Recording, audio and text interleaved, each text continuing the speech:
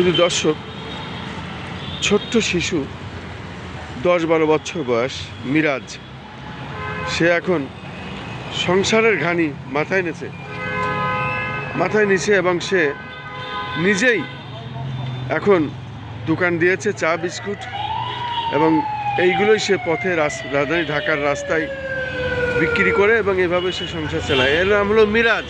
তা মিরাজ, তুমি এই যে তোমার বাবা মা কোথায়? আব্বু কি হয়েছে? ডিভোর্স দিয়ে দিছে। বাড়ি কোথায়? চাঁদপুর। ও, এখন তোমরা কয় ভাই বোন? তুমি বড়? তোমার নাম? মিরাজ। শুধু দর্শক, এই মিরাজ, এদের বাড়ি চাঁদপুর। বাবা ওর মাকে ডিভোর্স দিয়ে দেয়। এরা দুই ভাইয়ের মধ্যে এই মিরাজই বড়।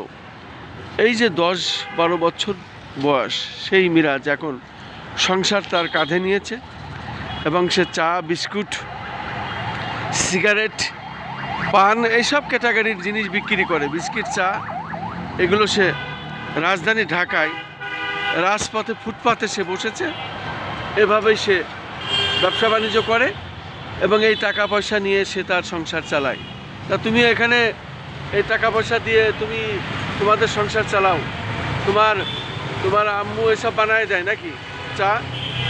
আচ্ছা আচ্ছা আচ্ছা আচ্ছা। মিরাজ, পড়ালেখা করো নাকি? পড়ো না, সময় নেই, সুযোগ নাই। আসলে এই সময় তার বই হাতে করে স্কুলে যাওয়ার কথা, কিন্তু আসলে এই মিরাজ এখন সংসারের ঘানি তার মাথায়, এবং যে কারণেই সে এইভাবে বিস্কিট চা এসব বিক্রি করে আমি দেখতে পাচ্ছি। তা মিরাজ, তুমি আমার চা কত করে বেচো? চা তুমি আমার একটা চা দাও। ওই যে আমি মিরাজের থেকে একটি চা নিলাম। মিরাজ এইভাবে চা এবং মুয়া, সিগারেট, বিস্কিট এসব বিক্রি করে তার সংসার চালাই।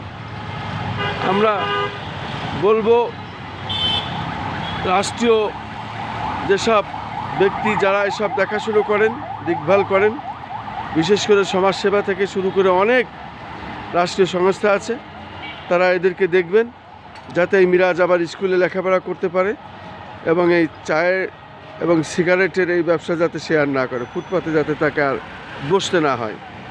এটা আসলে আমাদের জন্য একটি লজ্জাজনক বিষয়। আমি সেটাই তুলে ধরার চেষ্টা করছি এবং সেটাই আমি তুলে ধরলাম। আমি খন্দকার মাসুদুজ্জামান।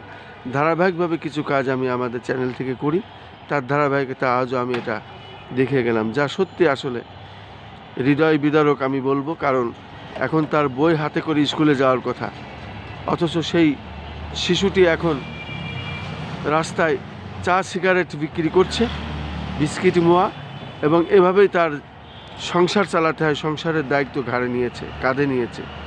এই হলো আমাদের দেশের জীবন ব্যবস্থা। অথচ আমরা স্বাধীন একটি রাষ্ট্র, কোটি কোটি টাকা যা দিয়ে আমাদের ইনকাম হয়, সেই টাকা আসলে কাদের পিছে যায় আমি জানি না। আমরা রাজপথে ঘুরলে, রাজধানীতে ঘুরলেই এই ধরনের অনেক ঘটনা আমাদের চোখে পড়ে, যেটি আসলে দেখার দায়িত্ব রাষ্ট্রের।